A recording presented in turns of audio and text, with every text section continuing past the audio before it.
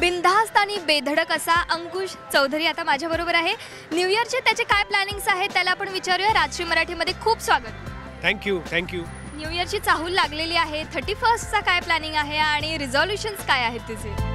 31 डिसेंबरचा आजपर्यंतचा अनुभव आहे की जे काही ठरवतो ते 1 तारखेला ओके असतं, 2 तारखेपर्यंत ओके असतं, 3-4 नंतर ते हळूहळू बदलत जातं. पण हल्ली मला असं वाटतं की 31 डिसेंबरची वाट नाही बघत बसत. कुठली गोष्ट आता ठरवली की ती करायची हे ठरतं. त्यामुळे यावर्षी नवीन काहीतरी मी ठरवेन, काहीतरी संकल्प करेन वगैरे असं काही नाही आहे. पण एवढं मात्र नक्की सांगेन, 16 जानेवारीला क्लासमेट येते. तर क्लासमेट्समुळे मला असं वाटतं की तुमच्या तरी आयुष्यामध्ये खूप आनंद येणार आहे. कारण एक उत्तम अशी फिल्म तुमच्यासमोर घेऊन येतो आहे.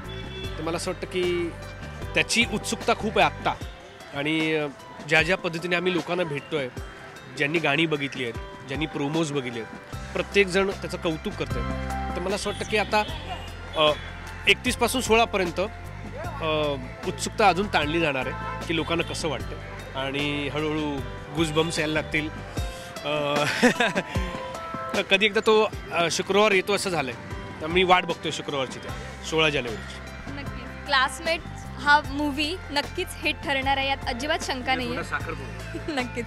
बरं, न्यू इयरची म्हणजे सुरुवात जी आहे ती आपण सगळ्यांनीच धूमधाम प्रकारे आपण करणार असं सगळ्यांचेच विचार असतात. पण तुझं नेमकं काय असं काही आहे का की नाही बाबा आपण असंच करायचं की आपण घरीच बसायचं? नाही, घरी नाही बसणार. कुठल्या तरी वेगळ्या घरी बसेन. म्हणजे प्लॅनिंग अजून ठरलेलं नाही आहे. पण मला असं वाटतं की गेले 6 महिने आम्ही क्लासमेटची टीम रोज जवळजवळ भेटतो आहे. कधी शूट करताना, कधी वाचन करताना, एडिटला, कधी डबिंगला, बॅकग्राऊंडला, प्रमोशनला. तर मला असं वाटतं की 31सुद्धा यावर्षी क्लासमेट बरोबरच होईल असं मला वाटतं.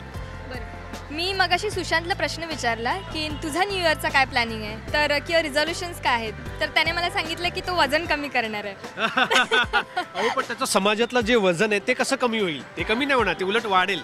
बरं, मला हे सांग, तो वजन कमी करणार आहे, तू काय करणार आहेस? 6 ॲप्स पाहायला मिळणार आहेत की नाही अंकुश चौधरीचे? 6 ॲप्स नाही. आमच्याकडे मराठी इंडस्ट्रीमध्ये जसं मागणी तसा पुरवठा आहे. मला असं वाटतं की ज्या फिल्मला जसं स्ट्रक्चर हवं आहे त्या पद्धतीने माणूस मोल्ड होतो, तेवढा वेळ घेतो. आणि मला असं वाटतं की मराठी इंडस्ट्रीमध्ये सगळेजण तसाच विचार करतात की एखादी फिल्म हिट व्हावी त्यासाठी जे गोष्ट लागणार आहे. समजा मी संभाजी महाराजांचा रोल करत असेल तर मी तसा होण्याचा मी प्रयत्न करेन, शरीरसुद्धा आणि मनानेसुद्धा, डोक्यानेसुद्धा. समजा मी सुभाषचंद्र बोस करत असेल तर मी त्या पद्धतीने होण्याचा प्रयत्न करेन. तर मला असं वाटतं की जशी फिल्म येईल त्या पद्धतीने मी तुम्हाला चेंज होताना दिसेल. ज्या दिवशी ज्या फिल्मला 6 ॲप्सची गरज लागेल त्यावेळेला 6 नाही मी 8 देण्याचा प्रयत्न करेन. नक्कीच. बरं, मला इथे एक महत्त्वाचा प्रश्न विचारायचा आहे. प्रत्येकाच्या किंवा कित्येक कलाकारांच्या मनात असा प्रश्न असतो की यार मला असा रोल करायचा आहे, इच्छा असते. तर तुझी अशी काही इच्छा आहे का या नवीन वर्षामध्ये तो रोल जर मला मिळाला तर मी त्याला 100% देईल असं काही?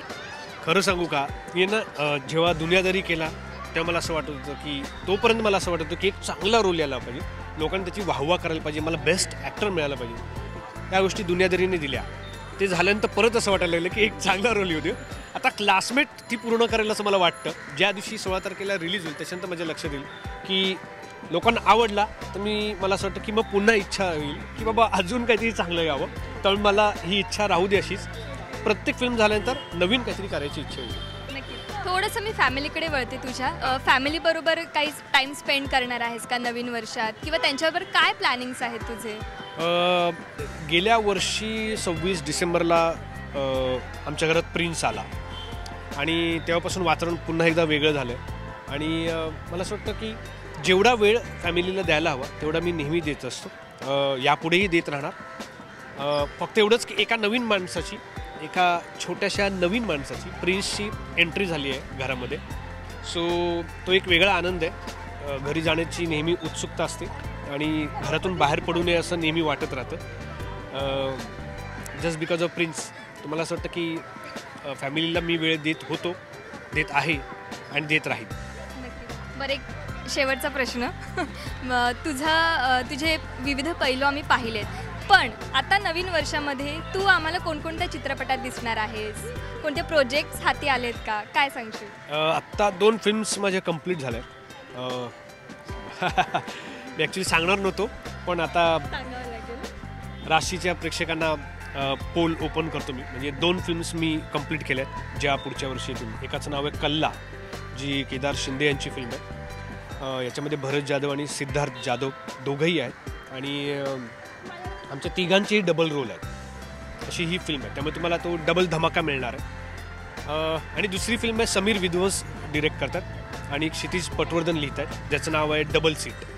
तर पुढच्या वर्षीसाठी तुमच्या एंटरटेन करण्यासाठी या गोष्टी मी तयार ठेवलेल्या आहेत. नक्कीच पुन्हा एकदा ऑडियन्समध्ये अंकुश अंकुश असा आवाज येणार आहे. राशीच्या सगळ्या प्रेक्षकांना मी एवढं नक्की सांगेन, आजपर्यंत मी मनापासून प्रयत्न केले तुम्हाला एंटरटेन करण्याचं, याही पुढे करत राहील एवढी नक्की खात्री तुम्हाला देतो. नवीन वर्षासाठी तुम्हाला खूप आणि खूप म्हणजे खूप शुभेच्छा. एन्जॉय करा, मजा करा, मस्ती करा. कोणाला त्रास होईल असं अजिबात वागू नका. बघा तुमचं आयुष्य किती सुंदर राहील. Happy new year. Thank you so much Ankush. तुला सुद्धा हे नवीन वर्ष सुखाचं, समृद्धीचं आणि सेफली जावं. तुला देखील थँक्यू सो मच. थँक्यू. कॅमेरापासून पुनीतसह आर्या इले, राजश्री मराठी.